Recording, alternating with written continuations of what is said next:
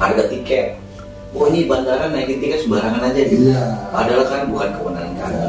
Terus harga tiket itu juga berpengaruh ke kalau istilahnya kita dalam Mandor itu airport tax. Airport tax kami kan cuma mengikuti PP 15, kalau nggak salah sekitar 20 ribuan Pak. Jadi kan itu sekarang ikut harga tiket. Jadi harga tiket som lagi Ambon pasti lebih murah antara Ambon som lagi.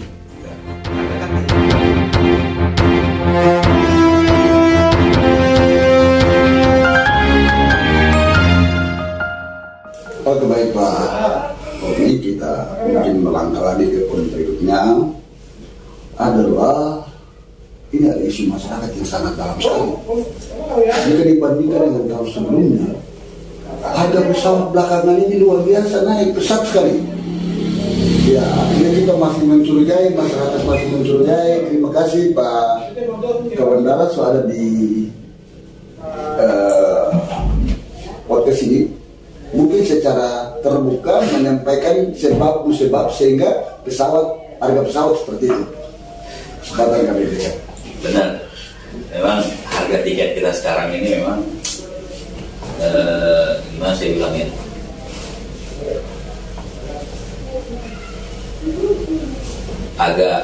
bukan agak lagi, mahal mungkin, mahal banget. Ya, ini 2 jutaan.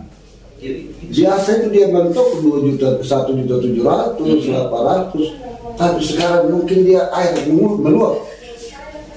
Kayak mungkin ya, kalau bisa posisi sedikit seperti kayak banjir kemarin yang di Ambon kemarin, tiba-tiba mendadak meluap. Jadi harga tiket Tanimbar untuk pesawat untuk Tanimbar juga tiba-tiba dia meluap sampai bisa langgar 2 juta lebih. Jadi gini, sebenarnya kenaikan harga ini akibat dari kenaikan waktu dari kami dari Kementerian Perhubungan, Direktorat Jenderal Perhubungan itu sudah pernah mengeluarkan keputusan Menteri keputusan Menteri nomor 68 tahun 2022 yang isinya itu besaran biaya tambahan fuel surcharge tarif penumpang kelas ekonomi angkutan udara niaga berjadwal dalam negeri. Jadi di situ memang sudah diberi ketentuan untuk pesawat yang wing itu dikasih kenaikan fuel surcharge itu sebesar 10%. Untuk pesawat propeller itu kenaikannya itu dikasih 20%. Jadi sebenarnya tiket dari yang kemarin itu sekitar 16 sampai 17 kan tiket kita berkisar itu. Menurut KM 68 itu dia diizinkan kalau untuk pesawat wings ini karena dia Bali-Bali diizinkan 20% itu berkisar di antara 2.050.000 lah gitu. 2.050.000. Nah sekarang ini pihak airline menaikkan sepihak menjadi sekitar antara 23 sampai 25 sekarang. Terjadi kelonjakan di situ. Memang hal seperti itu kami sebagai penyelenggara bandar udara melakukan pengawasan dan kami sudah memberikan informasi ke kantor otoritas kami di Manado sama Direktur Angkutan Udara, Direktorat Angkutan Udara. Kami sudah informasikan, data sudah kami berikan bahwasanya terjadi pelanggaran KM 68 tahun 2022 terkait tarif fuel surcharge. Jadi kita laporkan memang kemarin beberapa hari yang lalu saya ikut acara semacam seminar ya. Ternyata di akhir Juni aftur itu berharga 20.011 rupiah.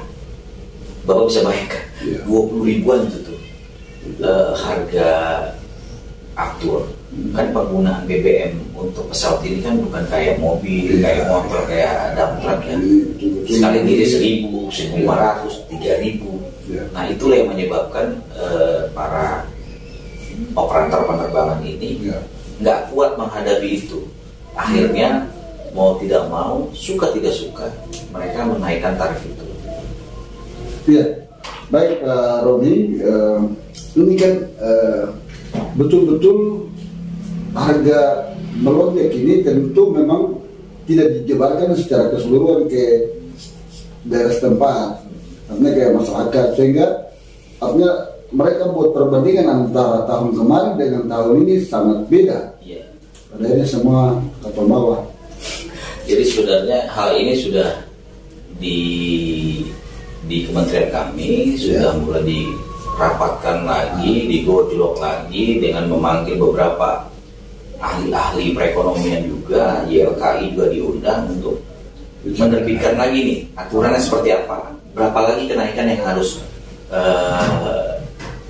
harus dikeluarkan, dilegalkan lah gitu, kenaikannya berapa persen lagi. Kan memang kenaikan untuk membuat aturan-aturan seperti itu kan agak sulit ya, karena memang harus mengumpulkan semua masukan, aspirasi, terus para ilmuwan juga kan terkait perekonomian bagaimana hitung-hitungannya. Jadi mungkin dalam waktu dekat ini juga akan keluar lah aturan baru, pembaruan dari KM 68 yang tahun 2002 dan KM mudah-mudahan. Iya, sebab ini pandangan masyarakat artinya rasa aneh lah begitu, karena mereka tidak terlalu memahami tentang akibatnya naiknya tiket pesawat.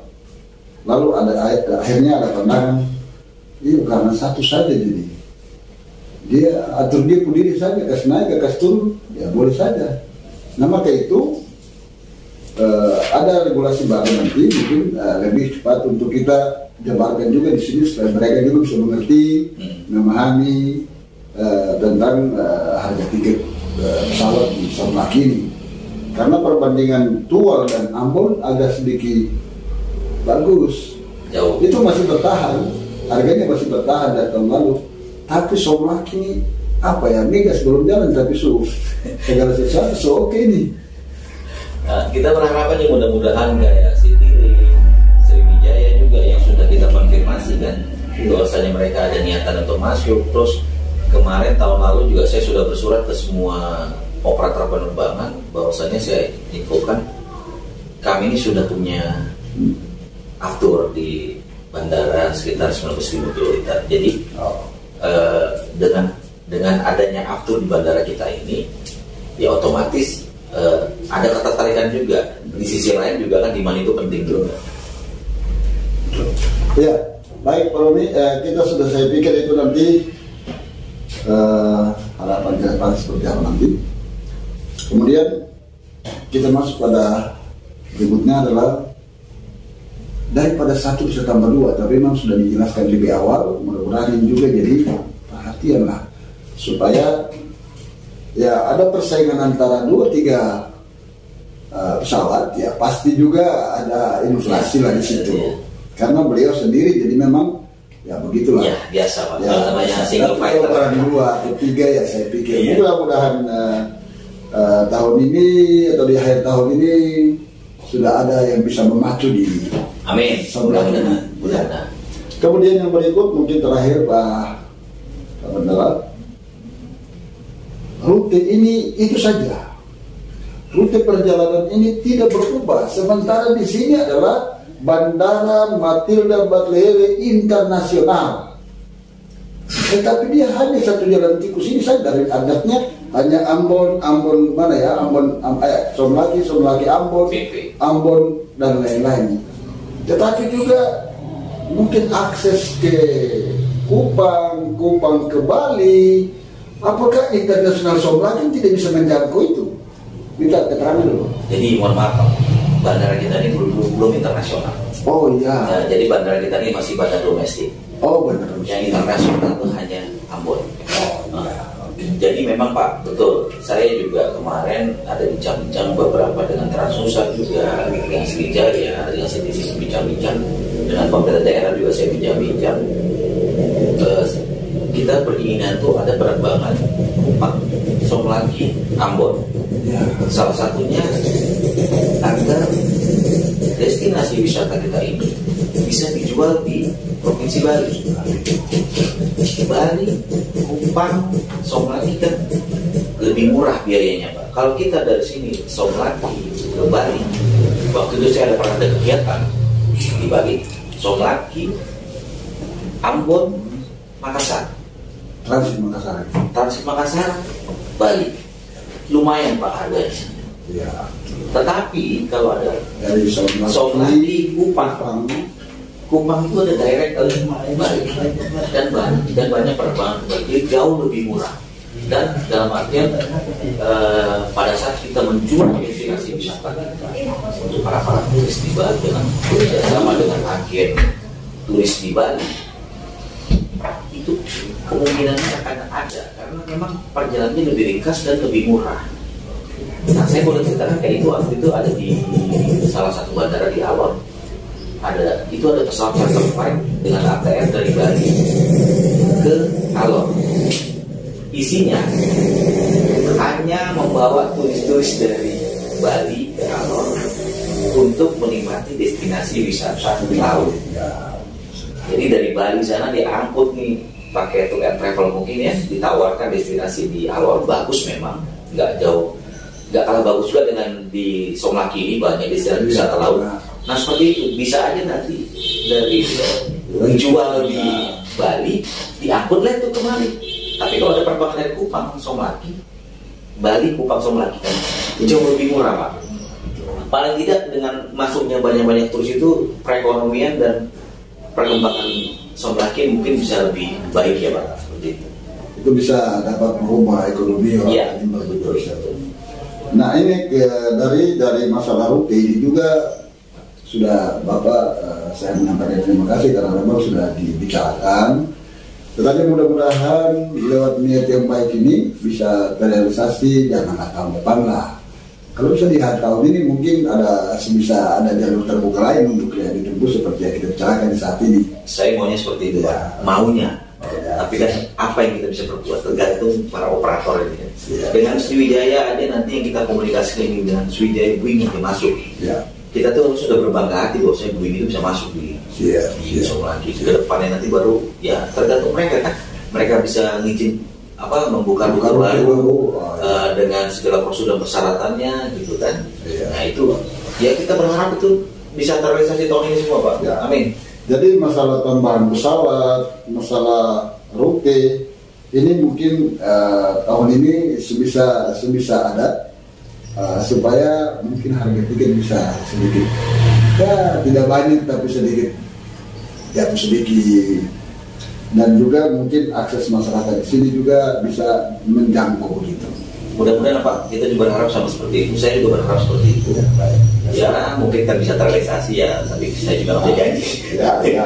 Siap.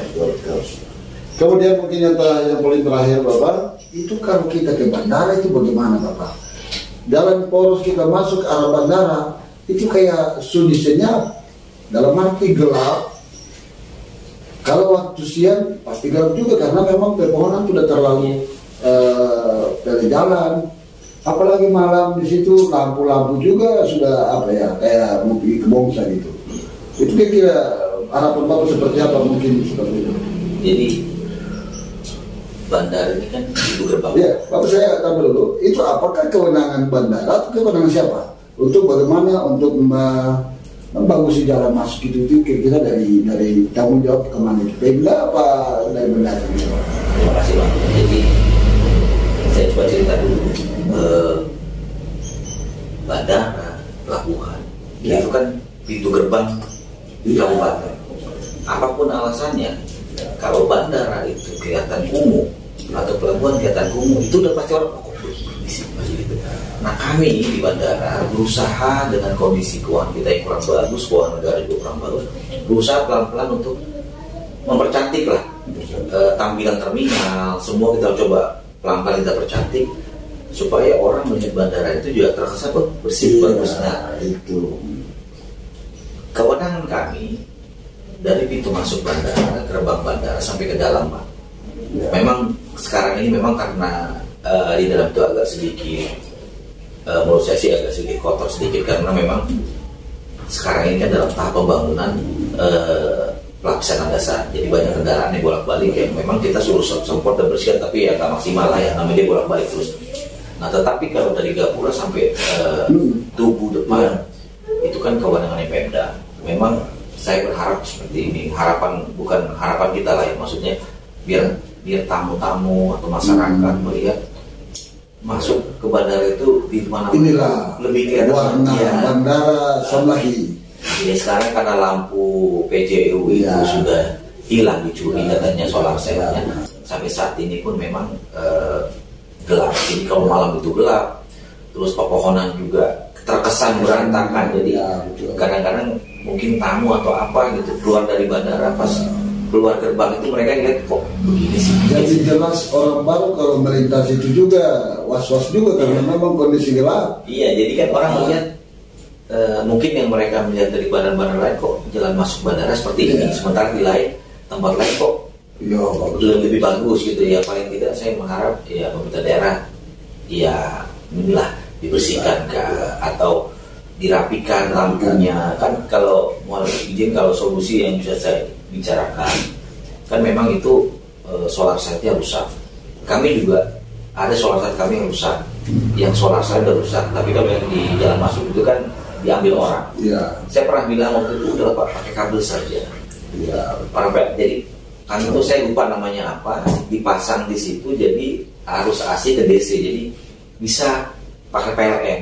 Jadi lampu itu bisa walaupun dia solar cell-nya hilang, tapi lampu itu dia bisa pakai inverter, pakai konverter gitu loh. Paling tidak dari 50 lampu di situ 30 dikasih lampu nyala atau 20 dikasih nyala, kan paling tidak malam itu masih bisa terang, masih ada sinar-sinar gitu. Ya walaupun dia seperti kunang-kunang tapi masih ada terang lagi. Masih ada terangnya gitu. Baik Pak Roni, terima kasih sudah kurang lebih 1 jam di podcast TV Tanimbar. Mungkin harapan terakhir dari Bapak terkait dengan pembahasan kita hari ini, ada beberapa yang kita bicarakan.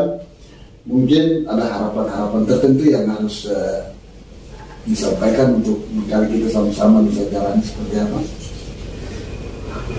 Dengan podcast ini bagus sekali Pak. Jadi mungkin banyak berita-berita yang kurang pas terkait misalnya harga tiket.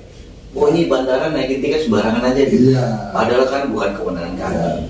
Terus harga tiket itu juga berpengaruh ke kalau istilahnya kita dalam dulu itu airport tax. Airport tax kami kan cuma mengikuti PP 15, kok nggak salah sekitar 20 ribuan Pak. Jadi kan itu sekarang ikut di harga tiket. Jadi harga tiket Somlaki Ambon pasti lebih murah antara Ambon Somlaki. Karena kan di biaya tiket itu termasuk harga airport tax yang biasa kita bayar terpisah dahulu. Sekarang kan gabung. Jadi kan harga tiket itu juga naik. Jadi dengan adanya seperti ini, terus ada hal-hal yang bisa saya sampaikan supaya masyarakat tahu juga kondisi-kondisi apa yang sudah dilakukan bandara lah terkait tadi kata dari hukum, nanti ada kemungkinan pesawat-pesawat yang lain yang masuk, itu harapan kita. Sudah ada Pertamina. Jadi dengan adanya ini ya mungkin gundah gulana masyarakat kok begini-begini. Paling tidak mungkin saya tidak bisa menceritakan secara detail, tapi secara tidak langsung saya sudah memberitakan bahwasanya ini kenaikannya gara-gara aktur ini segala macam. Mungkin gitu Pak. Baik, terima kasih. Dan dari pihak ke bandara dan seluruh personil yang ada di bandara tentu sudah punya berpikir baik juga untuk bagaimana Somlaki ini dia berada pada posisi tertentu yang dihitung juga, hanya menunggu waktu gitu. Menunggu waktu. Mudah-mudahan kita berdoa bersama-sama. Untuk itu harapan juga kepada pemerintah daerah yang disampaikan oleh Pak Kabandara, kiranya menjadi perhatian kita semua untuk bagaimana masuk bandara wajah ada Somlaki di situ. Berarti perlu ada penataan sebaik mungkin untuk bagaimana ada terangnya, ada hal-hal yang kurang-kurang begitu menyenangkan itu ya bisa dibersihkan. Kemudian wajah bandara di Somlaki ini juga seperti di bandara lain juga di daerah atau di negara ini. Dan terakhir terima kasih Pak Kabandara atas kehadiran Bapak untuk menyampaikan seluas mungkin tentang atau terkait dengan pengembangan negara. Kami dari podcast TV Tanimbar menyampaikan penghargaan dan terima kasih senantiasa berkenan membantu dan melayani kita dalam perjalanan tugas ini ke depan. Hormat saya juga kepada seluruh karyawan-karyawati yang ada di Bandara Somlaki senantiasa diberkati Tuhan selalu. Amin. Terima kasih.